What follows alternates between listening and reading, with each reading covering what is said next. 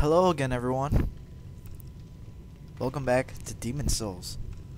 Alright, so in this video we're gonna be fighting the Flamelurker boss of 2-2. I believe it is 2-2. So when you first enter the room here, you can just range the boss from here with a partner. You don't range, but your partner does, and the Flamelurker will not even move towards you or anything. Just have your partner range him and you can just chill there, and yeah. Alright, so the first part of this video I will be doing some melee against Flamelurker. I do believe melee is the toughest thing to do against Flamelurker. For the other part of this video I am going to be ranging the Flamelurker with archery. As you can see here, I am using the pillar here for to my advantage. Alright, so I'm just going to switch to archery here, and from here on the fight is pretty simple. If you just use archery using this pillar to your advantage, just always stay behind this pillar here and you will defeat the Flamelurker with archery. Just be sure that you have enough arrows on you. I did go farm up a few souls and come back here. As you can see, I did die already coming into the Flamelurker room here, because I was trying to defeat the Flamelurker with melee before, and then I was just like, oh well, let me just show you guys the technique that I used to defeat the Flamelurker, and I just used the archery way using this pillar here. You can just use this pillar when you do melee as well, but as you can see, that blast right there can still hit through the pillar, so you just want to be careful about that. And pretty much just keep doing this until the fight is over. One thing that I want to tell you guys about Flamelurker also is that the Flamelurker does get a lot more aggressive when it is going to die, so you just want to be careful about getting the Flamelurker close to death. That is when Flamelurker is at its toughest, I would say. But pretty much this is all you have to do to defeat the Flamelurker. The Flamelurker is, I would say, the second hardest boss in the game. There really are only two bosses that are pretty tough in this in Demon Souls. It's the Flamelurker, and then it's the King guy. I forgot what his name is, but it's the King boss, which we'll be facing later on as well. But anyways, I do believe when it's about when Flamelurker's around like 1/3 of health, Flamelurker will start just being very, very, very aggressive. And as you can see, I do believe that the fire around him did get a little bit bigger. So you'll know when he's a lot more aggressive.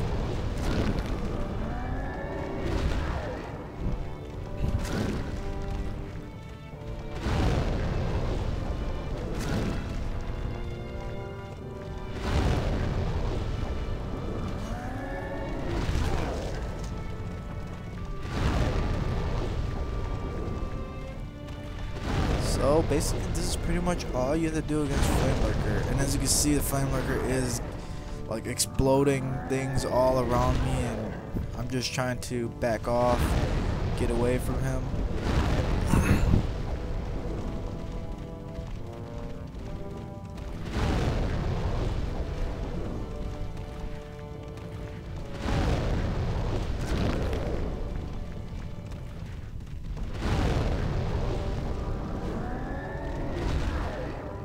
Using the pillar to my advantage there.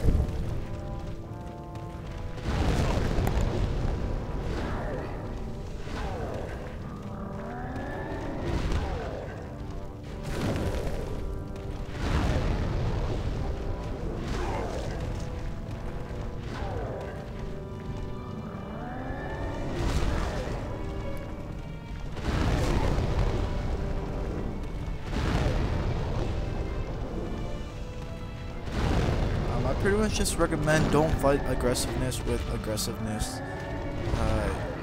you're not gonna beat the Flamelurker if you're too aggressive against him. And that's pretty much the Flamelurker fight. So there's just a couple of items around here.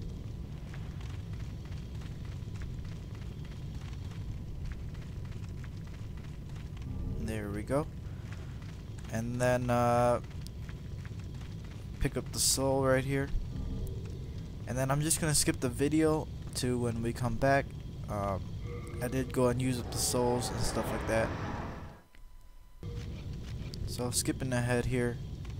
As you can see, I did die. Testing against the Dragon God over here.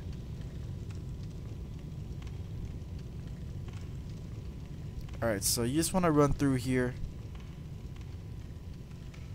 And then you, as soon as you get here, this is the next boss fight already. After Flamelurker. So this Dragon God right here, you just want to hide behind these pillars here. You will see his eyes become yellow. And there is a crystal lizard right there. But coming this way, there is a sword over there, if you can see it kind of there. With White World tendency, you can go get that sword over there. And I do recommend you. I do recommend that if you are trying to get the tendency stuff, then I do recommend you. All you have to do is play offline, so that the online players don't affect your world tendency. They do affect your world tendency if you are playing online. So like if someone else dies in human form in the same world that you're in, they could affect your tendency and make it white, gray, black, or something like that. But if you are playing offline, only you can affect your world tendency. So again, I do recommend you play offline if you are trying to get those weapons that need a certain type of tendency, or the equipment that needs a certain type of tendency.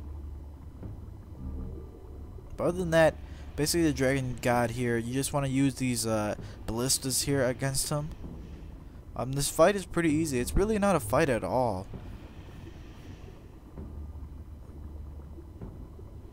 Again, as you can see here, I am just hiding behind these pillars here. Every time he roars, that does mean he did see you. So you just want to quickly hide behind the pillar here. And if he does roar like a couple times like that, you just want to get out of there. Because sometimes he still can see you even though you're hiding behind a pillar.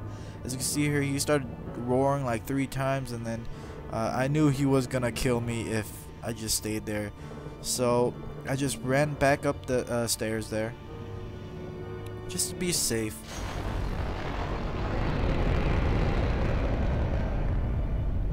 Alright, so this last part right here, you wanna just rush it.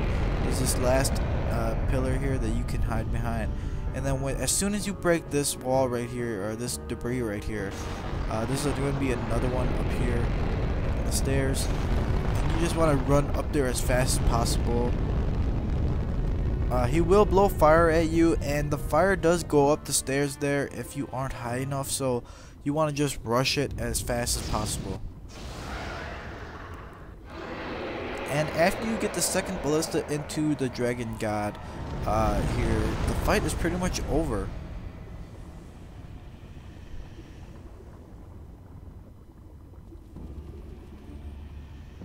Just get this crystal lizard here.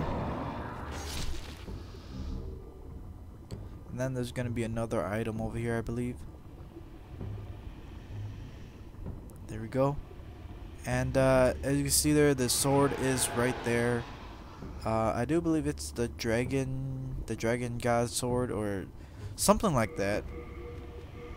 I know it's a two-hand sword, I think.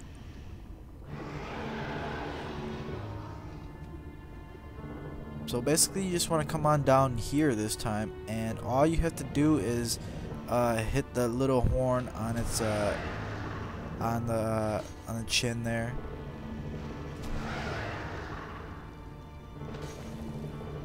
And pretty much this fight is over from here.